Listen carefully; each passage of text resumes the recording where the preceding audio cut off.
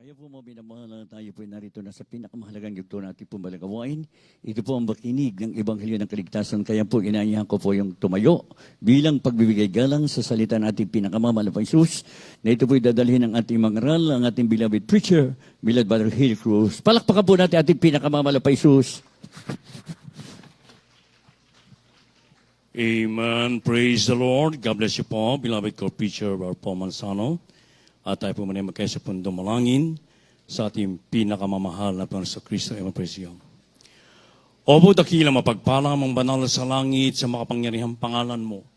Aming pinakamamahal na Panginoon sa Kristo na pinagbubuklan ng mga biyaya sa buwan ng dalangin ng taong ilang sana. May minamahal tinagaan ng Pastor Evangelista, William and the Prophet of God. Minsan pa kami nagpupuna kapasalamat sa bawat yugto na aming panalagawan, pinagpalat nilang isan, sa iyong patuloy na pagkilo sa aming kalagitnaan, patuloy kayo na sa aming sa tutuwin na O Diyos. Hallelujah. Subalit bago po yan, bisa pa kami buong pagsusumama, buong pagpapakumaba. Himi ng kahabagan ng kapatawaran sa lahat ng aming nagawa namin pagkukulang, pagsalansan sa malakalooban.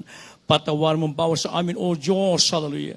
At sa bahaging ito ng pagdadala ng Ebanghelyo ng Kaligtasan, na tunay sa ganang akin, wala po akong magagawa, mahal na Panginoon Jesus. Ikaw po ang maglagay ng mga tamang salita sa aking bibig. Dalihan ng spiritual pala, simple kabanaan ng intindihan, namin inibig ng mga baguhan, mga bisita, maging sa lahat aming beloved viewers throughout the world. Ito po aming samot panalangin sa mga pangyarihang pangalan ni Jesus at aking sinasaway ang lahat ng hadlang ng kaway, down sa pindas at down sa nabilip, cast out from them and bind the power of darkness. On all of this we pray. Amen and amen. Hallelujah. Praise the Lord. Everybody say, praise the Lord. Purihin po ating pinakamamahal na Pastor Kristo at unagit sa lahat, ako ay nagpapaabot po ng pinakamataas sa pagpupuri, pagwalhati, pagdaril, pagsamba sa ating pinakamamahal na Pastor Kristo na pinagbubulan ng mga pagkapala. And I give double honor and respect to our dearly beloved Honorable Pastor Evangelist William Meda, the end time problem of God. We love you so much, Pamahal Pastor, and we always treasure and remember the blessed memories and teachings of our dearly beloved Honorable Pastor Lindsay Meda. At pagbati na rin po ng magandang hapon sa kanilang mga beloved children, whole Meda family, sa lahat po ng ating mga iniibig na mga kapatid, mga kapamanggawa, sa lahat po ng ating mga iniibig na mga bisita dito ngayon, maging sa lahat po ng ating mga beloved brethren, and sa lahat ng ating beloved webcast viewers throughout the world na kung saan nakaantabi sa ating mga gawain, and praise God. Beloved, lalo po niya sa Amerika, beloved Ted, beloved Minister Luke Smith, sa kanilang mga anak, at beloved Mr. Witty James Ameda Jr., beloved Post, beloved Tini, sa mga anak. Sa lahat po natin inibig ng mga kapatid, mga kapamanggawa, sa iba't yung panig ng mundo na kung saan nakaantabi sa ating live streaming, magandang hapon po at welcome to the Pamilga. Amen. Mga iniibig, napakalaga po ng unity, ng pagkakaisa, mga inibig ko, lalo na sa mga mananampalataya na naglilingkod sa ating pinakamamahal na Panginoon. Kung paano sa mga ibang grupo, ng mga organisasyon, mga pananampalataya, mga iniibig ko, at maging sa mga hindi kumikilala sa Diyos. Sila mismo ang sumisigaw ng yung pagkakaisa, mga iniibig ko na pag united, sabi ng mga iniibig ko na pag sila po ay nagkakaisa, nandun ang kanilang maging matatag nila. Pero pag sila po ay nagkakahiwa-hiwalay, nagkakababahagi, nandun po ang pagbagsak. Sabi nga nila, united we stand, divided we fall. Amen, praise God.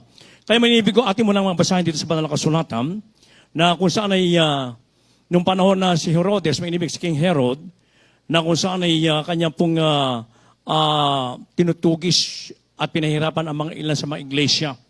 Ang katunayan, pinatay niya si Santiago na kapatid ni Juan sa pamagitan ng tabak. At nang ito'y makita ng mga Hudyo, na ito'y kinatuwa, mga inibig ko, ay pinagsumikapan niya mahuli si Apostol Pedro, mga inibig. So atin muna ang basahin dito, mga inibig ko, dito po from the books of Acts, chapter 12, verses 4 up to 5. Kaya nila po. The book of Acts, chapter 12, verses 4 and 5. And when he had apprehended him, he put him in prison, and delivered him to 4 quaternions of soldiers to keep him, intending after Easter to bring him forth to the people. Peter therefore was kept in prison, but prayer was made without ceasing of the church unto God for him. God bless you po sa Tagalog. Ang Magagawa, Kapitulo 12, versikulo 4 at 5. Nang siya'y mahuli na niya, ay kayang inilagay siya sa bilangguan at siya ibinigay sa 4 na tiga-4 na kawal upang siya ibantayan na inakalang siya iharap sa bayan pagkatapos ng Paskwa. Kaya nga't si Pedro ay iningatan sa bilangguan na dapat ang iglesia ay maningas na dumadalangin sa Diyos patungkol sa Kanya. Amen. Purihin po ating pinakamamahal na Panginoon sa Kristo. God bless you mga kapatid. Ang mahal na Panginoon magpala sa Kanyang banal na salita. Kaya dito mga inibig ko, upang ganap niyo pong maunawaan itong chapter na ito, from chapter 12, 1 up to 12 po yan mga inibig ko. Atin lang pinabasa yung 4 at 5. Na kung saan mga inibig ko ay nung malaman ng buong iglesia na si Apostol Pedro ay nakakulong sa bilangguan, mga inibig ko, ano pong ginawa nila? Sila po ay nagkaisang maningas na nanalangin para kay Apostol Pedro, mga inibig ko. Kaya yung kanilang panalangin, mga inibig ko, na kung saan ay talagang po nakaabot sa ating mahal na Panginoon. Sapagkat ang Diyos ay nag-utos ng kanyang isang anghel. At isang gabi lumiwanag sa silid, mga inibig ko, at lumabas yung anghel doon at tinapik si Apostol Pedro at siya ginising. At yung kanyang 2 tanikala sa kanyang kamay, ito ay nangalaglag, mga inibig ko, at sabi sa kanya, magbihis ka at magbihis ka at isuot mo ang iyong pangyabak at siya'y sunod-sunuran, mga inibig ko. Isipin niyo po kung ating isipin na dito, mga inibig ko, ay siya po ay tight ang kanyang security. 4 na tiga-4, isipin mo po yan. Imposibleng ikaw makalusot dyan. Bali, 16 yung magbabantay sa kanya, mga inibig ko. Subalit, dahil sa kapangyarihan ng ating pinakamamahal na Panginoon, dahil sa pagkakaisang panalangin ng buong iglesia, may inibig ko, si Apostol Pedro, may inibig ko, sa himalang kapamaraanan, siya po iniilabas na anghel doon na hindi siya nakita ng mga gwardiya. Praise the Lord. Kaya dito makikita natin, mga inibig ko, ang unity, yung pagkakaisang prayer. Napakalaga po ito, mga inibig ko. Kaya nga, balikan natin, mga inibig ko, 21 years nang mahigit ang nakakalipas ngayon, mga inibig. Na ang peace sa Talipo peace mission, mga inibig ko, sa Sulo, mga inibig ko, ito naging victorious, ito natanyag, hindi lamang sa ating bansa, kundi sa iba't ibang panig ng mundo, na ang Diyos ay tunay na makapangyarihan, siya ay nagpapakita ng mga dakilang himala, mga inibig ko. And prior to that, mga inibig ko, bago pa man sila umakyat doon, ating dinagana pastor, 10 prayer warriors, mga inibig ko, ay meron ng umakyat na ibang grupo doon. Ang katunayan nga po ay sila po ay pinahirapan, pinatay, pinugutan ng ulo. Ay huli, si Father Gallardo yata, kung magkamali, mga inibig ko. At talaga naman pong ipapahayag din ang Ebanghelyo ng Kaligtasan doon. Subalit, sila po ay napahamak, mga inibig ko. Kaya nga, ang ating bansa ay ng problema ng mga panahon na yan sapagkat yung 21 sipadan hostages from Malaysia na dinala sa ating bansa, ito yung naging problema ng ating bansa. Kung paano i-rescue yung mga tao doon, mga inibig ko. At ang ating mahal na Panginoon ay nangusap sa ating beloved honorable pastor, mga inibig ko ng mga panahon na yan. At bago umakyat ang ating minamahal na pastor, nag-ayun na ng 40 days, mga inibig ko, sa kahabagan ng ating pinakamahal na Panginoon. At doon po, mga inibig ko, sa madaling salita, sila po ay nakapunta roon at ipinahayag ang purong Ebanghelyo ng Kaligtasan, mga inibig ko. Pero ang masakit, mga inibig, sapagkat tayo naman po ng mga panahon na yun ay kung ano-anong mga batikos ang naranasan natin sa pamamagitan ng print ads, mga inibig ko, sa mga dyaryo, sa mga radio at sa mga TV, mga inibig ko. Na kung saan ay meron sila mga punchline na nakalagay doon na 3 prayer warrior ng Jesus Crusade na pugutan na ng ulo. Yun ang mga punchline sila, mga inibig ko. Kaya talaga naman pong nandun yung grabing pagkuhan sa ating pag-alimura, mga inibig ko. Pero ang katotohanan, na kung saan yung unang araw pa lamang ipinahayag na doon ang purong Ebanghelyo ng Kaligtasan, sila po ay nagkaisa na nalangin doon at nagpuri sa ating pinakamamahal na Panginoon. Yung mga mapamuksang sandata ng mga beloved Abu Sayyaf, hindi ito nagtagumpay sa ating grupo, mga inibig ko, sa pangalan ng ating pinakamamahal na Panginoon Kristo. At sa madaling salita, mga inibig ko, talagang grabe ang inabot ng pag-uusig sa ating banal na iglesia. At habang sila nandun sa itaas ng bundok na yan, mga inibig ko, sa Panginoon natin minamahal, yun yung ginagalang na Honorable Pastor Liz Almeda, the whole Almeda family, may inibig ko, lahat ng mga manggagawa, lahat ng mga kapatiram ng mga panahon na yan, ay nagkakaisa po tayong nanalangin. Ang katunayan, tuloy-tuloy, non-stop ang prayer dito sa pastoral house, may iniibig ko. at maging doon sa iba pang mga lugar at sa ibang panig ng mundo na nakipagkaisa, mga inibig ko. At mismo, maging yung mga kababayan natin na naging kapatiran natin sa loob ng Bilibid Prison sa Muntinlupa ay nakaranas ng mga pag-uusig sa mga ibang pananampalataya doon. Sabi niya, wala na yung inyong pastor. Pinugutan na ng ulo. Ano sabi ng mga isa ng ating mga kapatiran doon? Sabi niya, ang aming Diyos dito ay totoo. Totoong nag-iingat, mga inibig ko. Sapagat ang katunayan, mga inibig ko, nung sila po ay mga isang linggo pa lamang doon, yung ating isang pinagpala nating kababayan, naging kapatiran natin doon na nakapag 40 days fasting. At nakita niya, ipinakita sa kanya, sinabi sa akin, Brad, naniniwala ako na bababa ating minamat ginagawa ng pastor sapagkat nakita ko sa vision ko. Nung 40 days po siya, mainibig ko na yung bundok ng Talipaw Sulo na yan ay napapaligiran ng napakaraming angels, mainibig ko na nagbabantay sa grupo ng ating minamat ginagawa ng pastor. Ang katunayan, sabi niya, ang mga prayer warriors natin, beloved prayer warriors natin, meron mga tigis silang malalaking angels na nakabantay sa kanila. At sa ating minamat ginagawa ng pastor, 3 nakabantay. 3, mainibig ko. Kaya sabi niya, talagang naniniwala ko na bababa ating minamat pastor na sila buhay. Sabi niya, isipin niyo po kung anong pag-uusig ang kanilang nasan doon. Pinamili sila. Jesus Miracle Crusade o yung supply nyo ng pagkain dito. Kasi pag pinili ang Jesus Miracle Crusade, ibibigay nilang hilaw yung kanilang pagkain. Yung kanilang supply, mga inibig ko. Isipin mo po yan, mga inibig ko. Kaya anong pinili ng mga kapatid natin doon na mainit na ko sa ating mahal na Panginoon? Sabi nila, okay, walang problema. Ibigay niyo hilaw sa amin yung mga kakainin namin, walang problema. Di fasting sila, mga inibig ko. Morning, sa hapon, sa tanghali, fasting sila.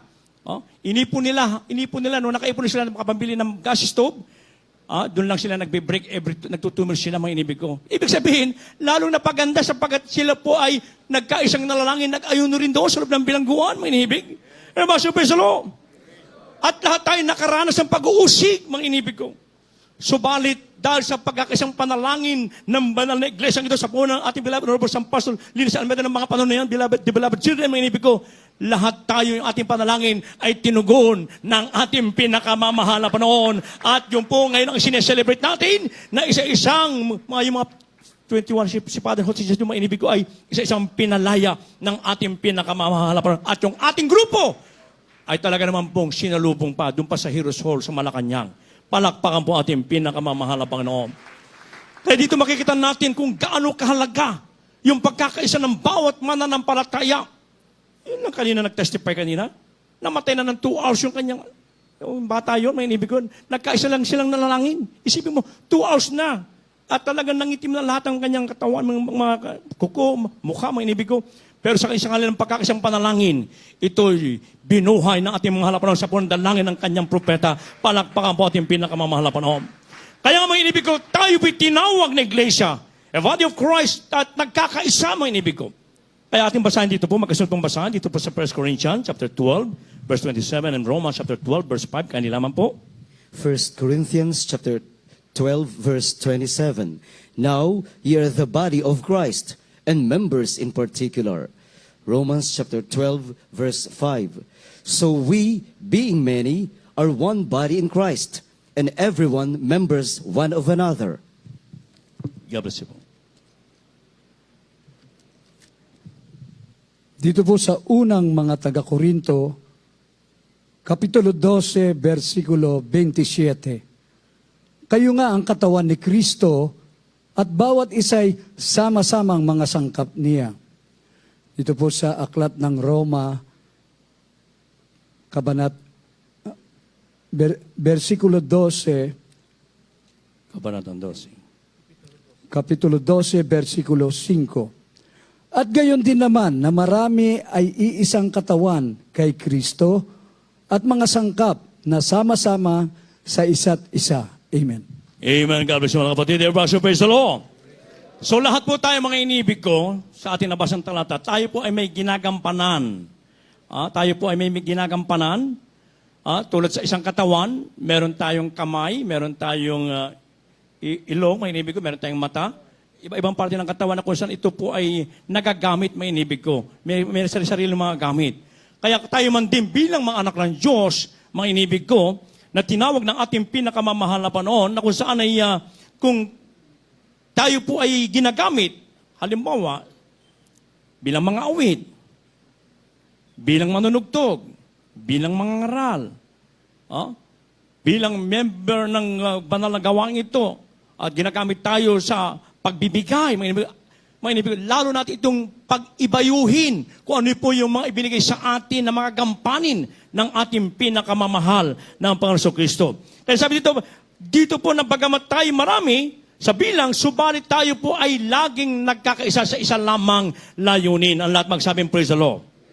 Nagkakaisa lagi, walang ipinagkaiba sapagkat isa po tayo kay Kristo. Kaya yung ating banal na gawain, mga inibig ko, sa buong Amerika, sa buong Europe, mga inibig ko, sa buong Middle East, dito sa buong Asia, dito sa buong Pilipinas, mga inibig ko, kung ano yung ginagawa natin sa main church, yun din po ang ginagawa doon. Sa ibang outreach natin, mga inibig. Hindi tayo nagkakaiba, hindi katulad sa ibang gawain. Pag pumunta na sa ibang bansa, iba na ang sistema nila. Pero tayo, iisa lang kung ano po yung standard ng ating banal na iglesia. Kaya nga ang banal sa kalkulatan nagsasabi dito po sa unang Korinto 12:13, sapagkat kung paano ang katawan ay iisa at mayroong maraming sangkap ng katawan, at ang lahat ng mga sangkap ng katawan, bagamat marami ay iisang katawan, gayon din naman si Kristo. Sapagkat sa isang espiritu ay binabaptismuhan tayong lahat sa isang katawan, maging tayo Hudyo o Griego, maging mga alipin o mga laya, at tayong lahat ay pinainom sa isang espiritu. So sabi dito mga inibig ko, bagamat tayo po'y marami, ay iisa lamang po tayong tinapay, iisang katawan, sapagkat tayong lahat po ay nakikibahagi sa isang lamang tinapay. Ibig sabihin, sa gawain ng ating dakilang Diyos sa buhay, wala pong pagkabahabahagi. Walang pagkakampi-kampi, mga inibig ko. Iisa lagi tayo sa isang layunin, mga inibig ko. Isang espiritu tayo, mga inibig ko. Wala pong pagalingan sa gawain ng ating pinakamamahal na Panginoon. Ang pinakamagaling dito, walang iba kundi ang ating dakilang Diyos na buhay, mga inibig. Lahat po tayo ay pantay-pantay sa harapan ng ating mabait na Diyos na buhay. At lahat ng ating gagawin, lagi nating isipin, kung tayo may gumagawa, hindi para tayo makilala, kundi ito'y ginagawa natin para lamang sa kalwalatian ng ating pinakamamahal na Panginoon. Everybody, praise the Lord! Kaya ang sabi pa ng Galatians chapter 6, verse 2, bear your one another burdens and so fulfill the law of Christ. Mangagdalahan kayo ng mga pasanin ng isa't isa at tuparin ninyong gayon ang kautusan ni Kristo. Ibig sabihin, may inibig ko na makibalikat po tayo sa lahat ng gawain ng ating mahal na Panginoon, lalo na pa ngayon. Meron na tayo magdadaros na this coming Sunday na ating 21st Victorious Talipo Peace Mission na ginanap sa Solo, mga inibig na ito'y natanyag, hindi lamang sa bansa natin, kundi sa iba't ibang panig ng mundo, mga inibig ko. Kinakailangan na tayo po'y makipagkaisa, mga inibig ko. Gamitin natin yung ating mga gadget, mga inibig ko. Ipahayag natin na dito meron Diyos na nagbabago, meron Diyos na nagpapagaling, meron Diyos na nagpapala, mga inibig ko, at meron Diyos na nagliligtas sa mga salot na mga dumarating, lalo na itong COVID-19 na ito, mga inibig ko. Kaya ito ang paraan, mga inibig ko. Gamitin tayong lahat, soul winning tayo, mga inibig ko. Na dito po ay inaatasan tayo ng mahal na Panginoon, hindi na tayo dapat kailangang utusang pa, mga inibig ko. Huwag na tayong lumayo sa ating mga kapitbahay.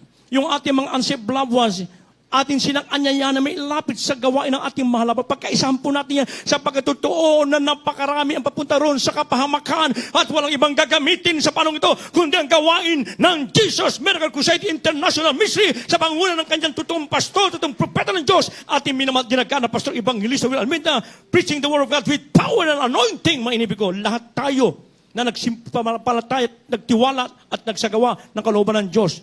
Nagtatamasa tayo ngayon ng grabing blessing, protection, mga inibig ko.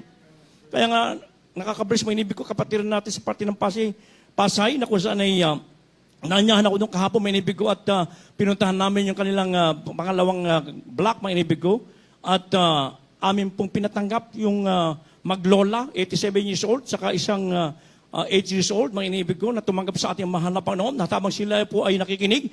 Dumaan naman yung dating barangay chairman doon, ay nakiupo na rin at nakinig, at silang tatlo ang tumanggap. Sa kahabagan ating mahal na Panginoon, tatlo po sa punong dalang at mga pastor, at talagang sila po galak na galak, tuwang-tuwa, mga inibig ko. Kaya walang ibang gagamitin kundi tayo sa panong ito, mga inibig ko. Kumilos po tayo, mga inibig ko. Kundi man tayo makahayo, mga inibig ko, sa pamamagitan ng ating mga special pledges, mga inibig ko, mga special offering, na may bibigay, mga inibig ko, upang makalapit ang maraming tao sa harapan ng ating pinakamamahal na Panginoong Kristo. Ngayon, ano ba yung pinagagawa ng ating dakilang Diyos sa buhay na dapat natin gawin upang yung pagkakaisa lagi ay nasa sa atin sa tutuwin ng mga inibig ko? Sapagat itong napakalapit na ng pagbabalik ng ating mahal na Panginoon. Ano po sabi dito sa Galatians chapter 6 verses 6 up to 9 and Ephesians chapter 2 verse 25, yan pong huling dalawang talata. Sabi na pong basahin, magnanap po mga wait, manunugto, kaya nilang po. The book of Galatians chapter 6 verses 6 up to 9. Let him that is taught in the word communicate unto him that teacheth in all good things. Be not deceived. God is not mocked. For whatsoever a man soweth, that shall he also reap. For he that soweth to his flesh shall of the flesh reap corruption. But he that soweth to the Spirit shall of the Spirit reap life everlasting. And let us not be weary in well-doing, for in due season we shall reap if we faint not. The first book of John, chapter 2, verse 25. And this is the promise that He hath promised us, even eternal life. God bless you po. Mga taga-Galacia, Kapitulo 6, versikulo 6 hanggang 9. Dapat ang tinuturuan sa aral ng Diyos ay makidamay doon sa nagtuturo sa lahat ng mga bagay na mabuti. Huwag kayong padaya.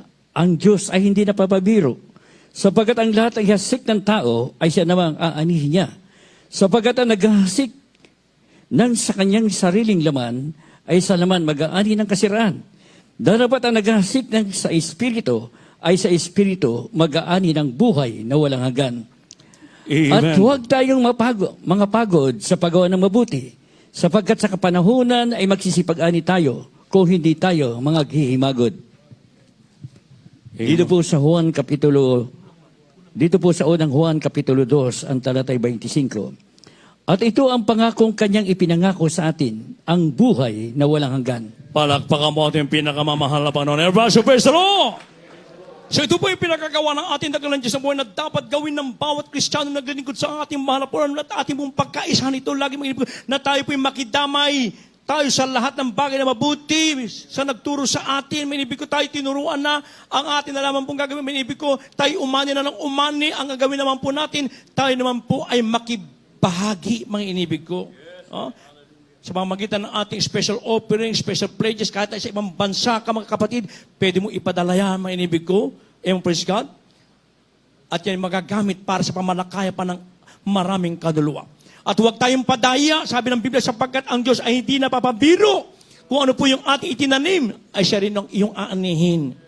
Kaya kung ang iyong ginagawa, mga inibig ko, yung nagtatanim ka ng nagtatanim na mabuti, mga spiritual na bagay, iyong ginagawa, ang sabi ng Banal Kasulatan, aanihin mo ang buhay na walang hanggan. At yan po, anytime now, mga inibig ko. Rapture will take place any moment. Nandiyan ang mga sinyalis na sinasabi ng Banal na Kasulatan, mga inibig. Kaya sabi pa dito, huwag tayong mga pagod sa paggawa ng mabuti. Ano ba paggawa ng mabuti? Lumakad tayo ayon sa kalooban ng Diyos, magtapat ka sa pagbibigay ng kasabong bagay tantog, mamuhay ka ng may kabanalan, at tayo lagi nagpupuri, humahayon, nag-aayuno, lalo pa ngayon, may kailangan natin makipagkaisa sa pag-aayuno, upang marami pang tao makalapit. Sa ating pagkakaisa, marami pang masisave na kaduluwa sa pangalan ng ating pinakamamahal na Panginoon. Tayo magsisipag-ani, hindi tayo mapapagod, may inibig ko. At pag nagawa natin ang mga bagay na yan, ano yung pangako doon, sabi? Ang kanya pinangako sa atin, buhay na walang hanggang. Palakpakan mo ating pinakamamahal na Panginoon. Kaya nga mga iniibig, napakalaga. Nang malaman ng buong iglesia, ng panahon ni Apostol Pedro, mga inibig ko, na siya nabilanggo, mga inibig ko, sila'y maningas na nagkaisang nalangin ng buong iglesia. Kaya sa ating pagkakaisang ito, mga inibig ko, maraming mga kaluluwa, mga lost soul, na walang ibang gagamitin kundi ang gawain ng Jesus Miracle Crusade International Ministry. Kaya, glory to God, yung ating pong soul winning, mga minabgon, sa TV, sa Zoom natin, na kung saan ay talaga naman pong marami nang tumatanggap, marami nagpapabaptismo sa pangalan ng ating pinakamamahal na Panginoon. Patuloy tayong magpagamit sa ating dakilang Diyos ng buhay, mga inibig ko. Sapagat totoo, mga inibig ang mundo ngayon talagang, sabi nga dito sa ating awitin, umiiyak ang bata sa lansangan, ang mga magkakalahi ay kapwa nag-aalitan, may galit na laganap at may nagpapanggap, sadyang ganyan lang ba ang buhay? Kung sino-sino ang kanyang sinisisi sa lahat ng mga nangyayari, ang bigong pangako ay hindi mo maitatago, lalo lang lumalala ang sugat na hatid. Kaligtas ay kailangan, pagkat kinakailangan naghantay ang ating pagkakasya tayong gagamitin, mga inibig ko. Kaya tayo po'y tumayon lahat, mga inibig, habang ating inaawit ang papuring awiting ito. Pag-ibig lang ang susi ng lahat. Gawin natin panalangin ng awiting ito, mga minamahal.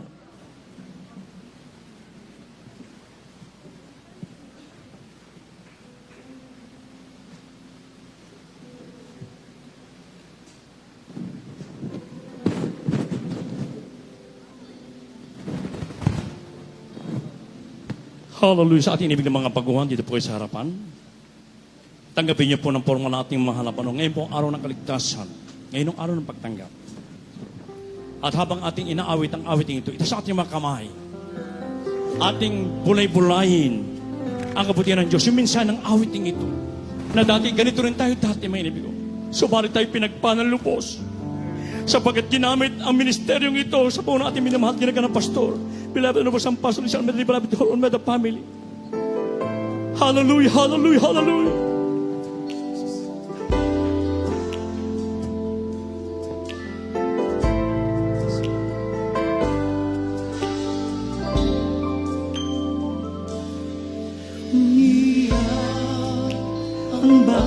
Yes, hallelujah.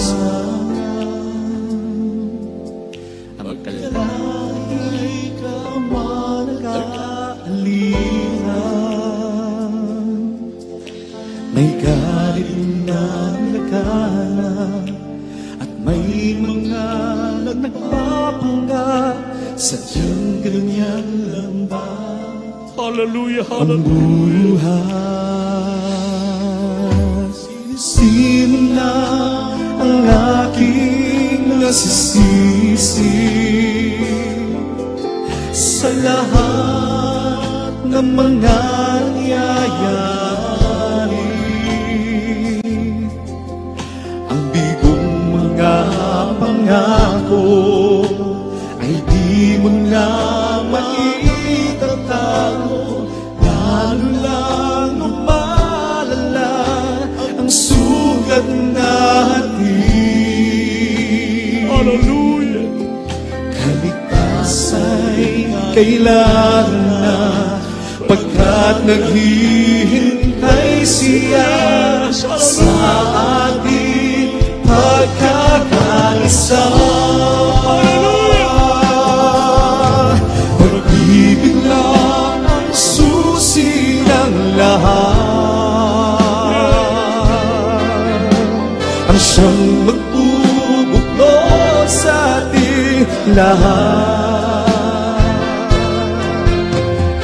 Hawak mo, kaibigan, ang isang kapangyarihan na magbubuklod sa ating lahat.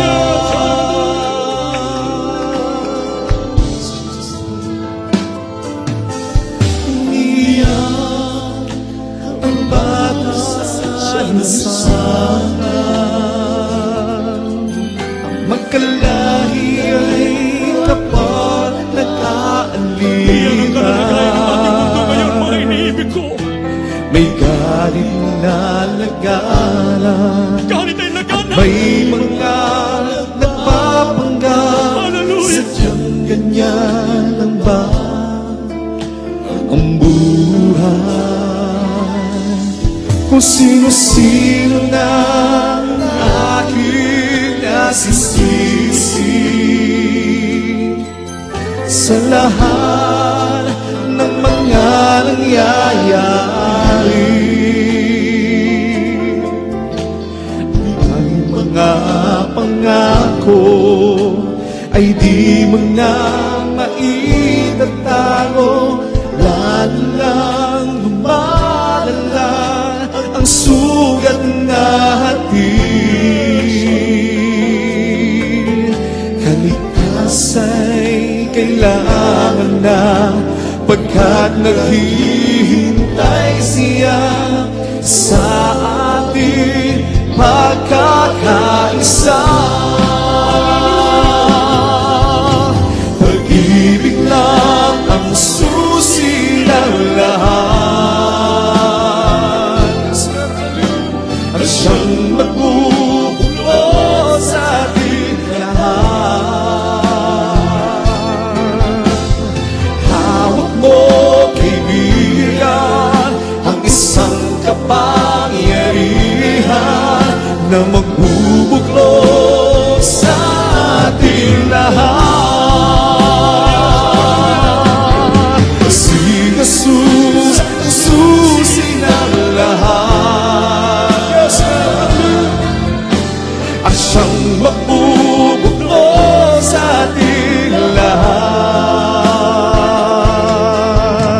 Ang Diyos ang siyang nagturo, dakilang pangako. Si Jesus ang susi ng lahat.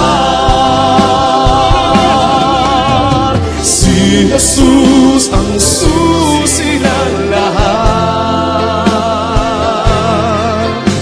ang siyang magbubuklod sa ating lahat. Ang Diyos ang siyang nagturo, isang dakilang pangako. Si Jesus ang susi ng lahat. Naranasan natin ang dakilang pag-ibig ng ating pinakamamahal na Panginoon. Yung pag-ibig ni binigay sa atin ng ating dakilang Diyos na buhay. Sa ating pagkakaisa, mga inibig ko, tayo ang inaantay ng Diyos upang gamitin, upang may pahayag ang kanyang kapangyarihan, upang mga tao ay makalapit at hindi sila mapahamak, mga inibig ko. Tayo nandito ngayon, mga inibig ko. Ito na lamang gawain ng Jesus Miracle Crusade International Ministry na nagtuturo ng buong katotohanan, kalaking pagkapangyarihan, yung kaligtasan na pinangalan ng propeta ng Diyos, mga inibig ko. Ito po, mga inibig ko, ay ipahayag natin sa lahat ng tao sa mundong ito. Huwag tayong magpatumpik-tumpik, mga inibig ko. Tayo, nasa atin na yung kaligtasan. Ang gagawin na naman natin, iingatan natin ng mainam. Yung mga kababayan natin, mga ibang tao sa ibang panig ng mundo, kailangan nila ng kaligtasan, mga inibig ko. Sino gagamitin sa ating pagkakaisang ito? Ipakita natin minsan pa ang pag-ibig ng ating pinakamal na Panginoon. Hallelujah! Patuloy tayong umawin, patuloy natin papurihan ang ating pinakamal na Panginoon. Hallelujah!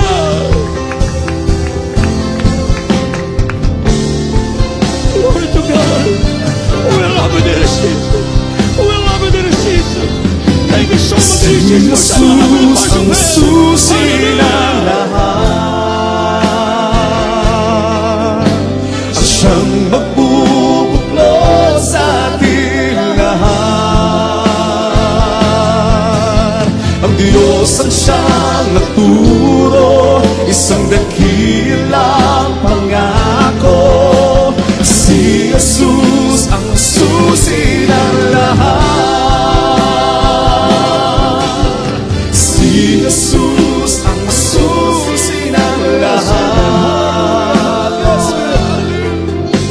at siyang magbubuklod sa ating lahat. Ang Diyos ang siyang nagturo, isang dakilang pangako. Si Jesus ang susi ng lahat. Si Jesus ang susi ng lahat, at siyang magbubuklod sa ating lahat. Ang Diyos ang siyang nagturo, isang dakilang pangako. Si Jesus ang susi ng lahat. Si Jesus ang susi ng lahat. Hallelujah. Palakpakan po natin ang ating pinakamamahal na